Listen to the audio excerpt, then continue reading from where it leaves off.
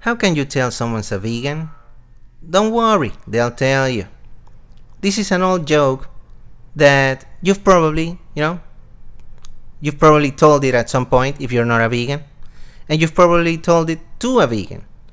And is there any validity or any truth to this joke or this cliche or trope of the pushy, preachy vegan who just can't seem to stop talking about it? He just can't stop himself or herself to bring it up. He always trying to bring up the fact that they're vegan and they're so annoying with it and everything, and they take any chance that they can get, the any social gathering of sorts, they want to talk about it, and you don't want to hear it.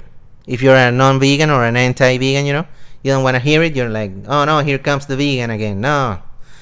And and is there any truth to this?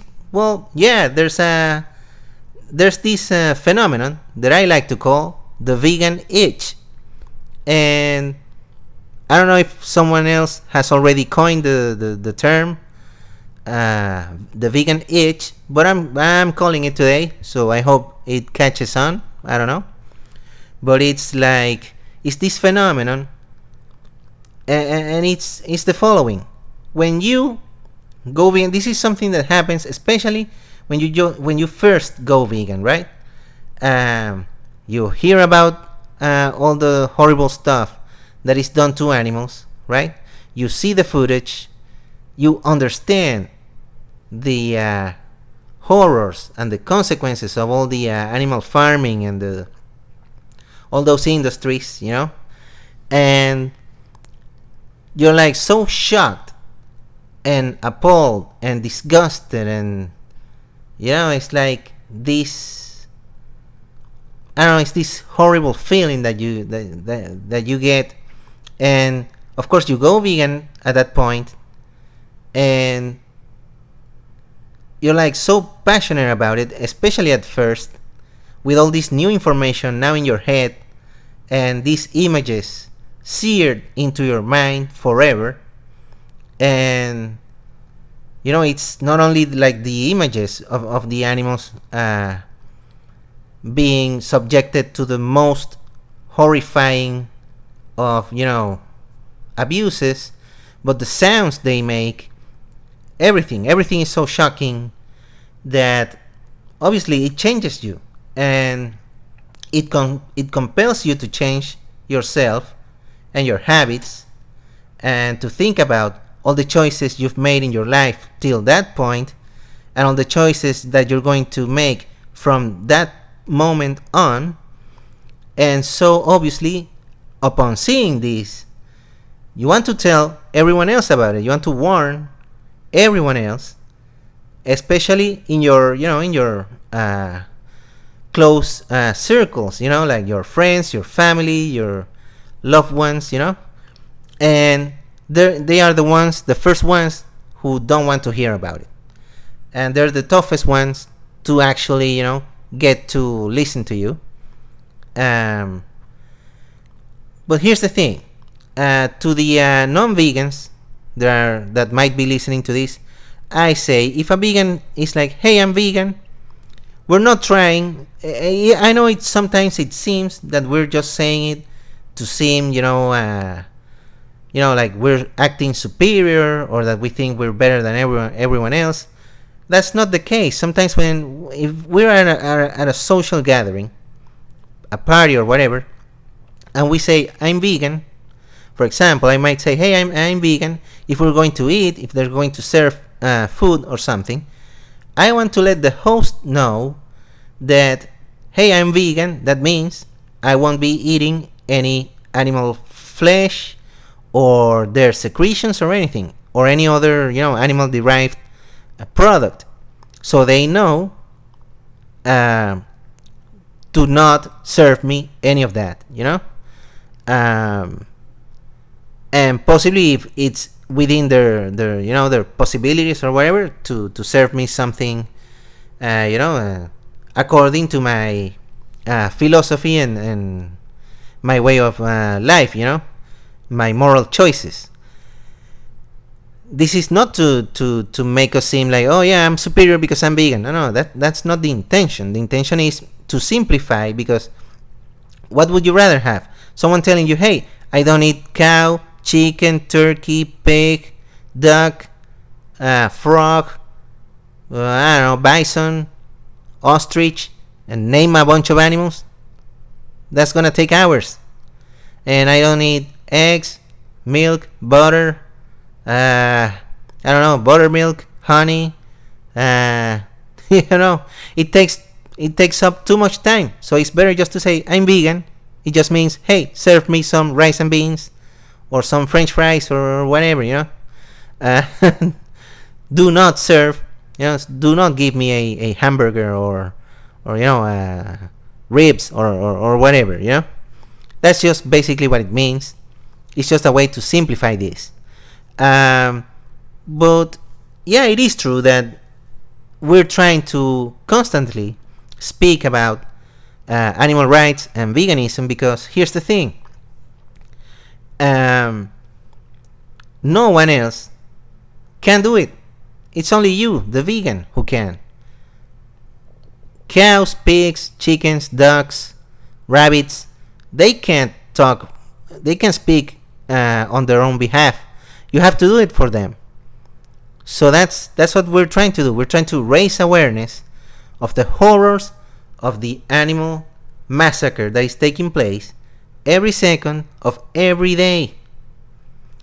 And that's the thing. We're so appalled by all of this that we just can't. I mean, even if you want to not talk about it, you can't avoid it, because you need to let everyone else know what's happening, what's really happening here, and why it's so horrible, and why they need to do the same as you. Take the same moral choice to stop funding these horrible industries and these horrible acts that are being committed second after second, after hour, day, week, whatever. It's all the time. It never stops. It never rests. So the fishing industries, the meat, dairy, cheese, eggs industries, the fashion industry with their fur and silk and leather and all that, it's never ending. It's a never ending horror, and we want to make you aware of it. We're not trying to seem superior here. We're not trying to make you feel like you're a bad person, or whatever. The thing is, we're very passionate, especially when starting out. I mean, in just a few weeks, it's gonna be two years for me of being vegan, and at first I was so I don't know, I was just in a horrible state of mind where I was I even hated myself, because I had been participating in this horror for years, and I didn't care about it until I did.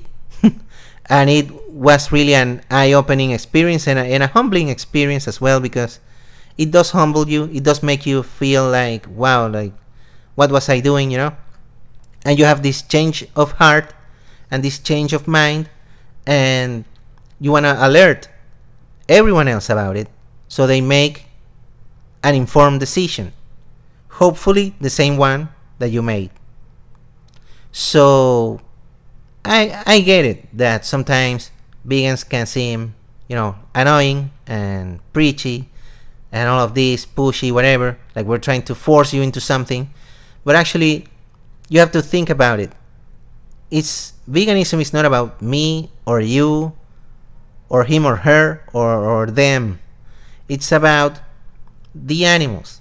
It's about the non-human animals, the victims, who are silenced within the confines of the farms and the slaughterhouses and the laboratories and all of these facilities where they've been exploited, abused, and massacred without any consequence to the perpetrators, and any other consequence to the ones who pay for it to happen, which is us, the consumers.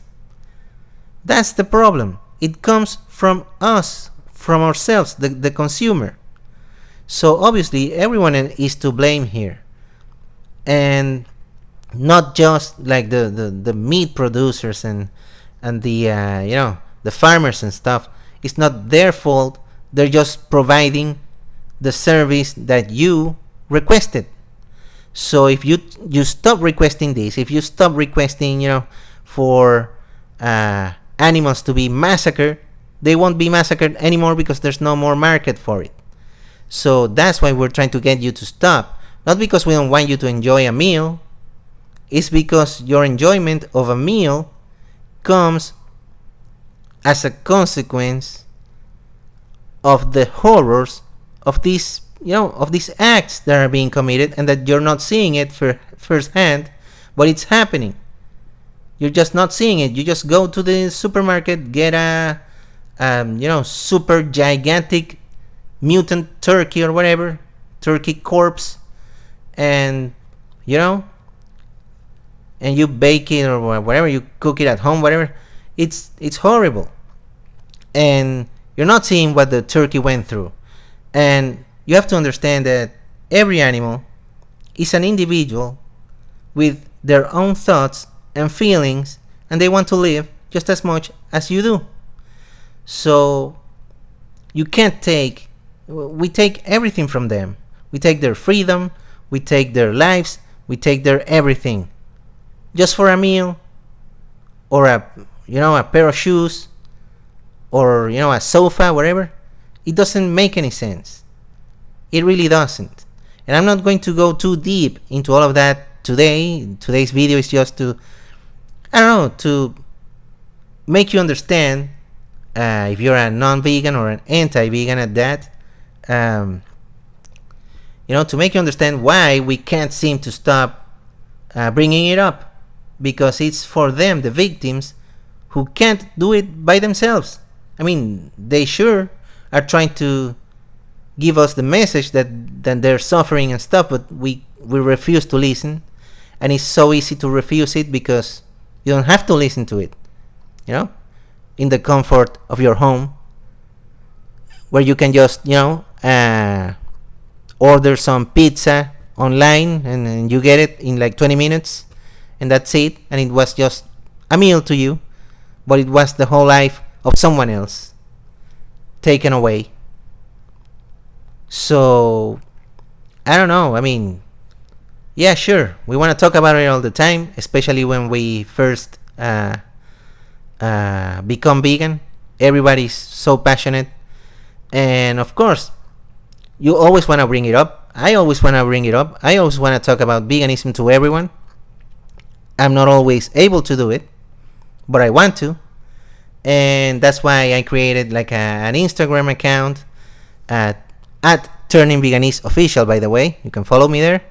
And this YouTube channel, because I just need to talk about it. So yeah, there is definitely some truth to this, to the vegan itch. It is an actual phenomenon, but it happens for a reason. It's not for free. We're not trying to we're not trying to be funny here.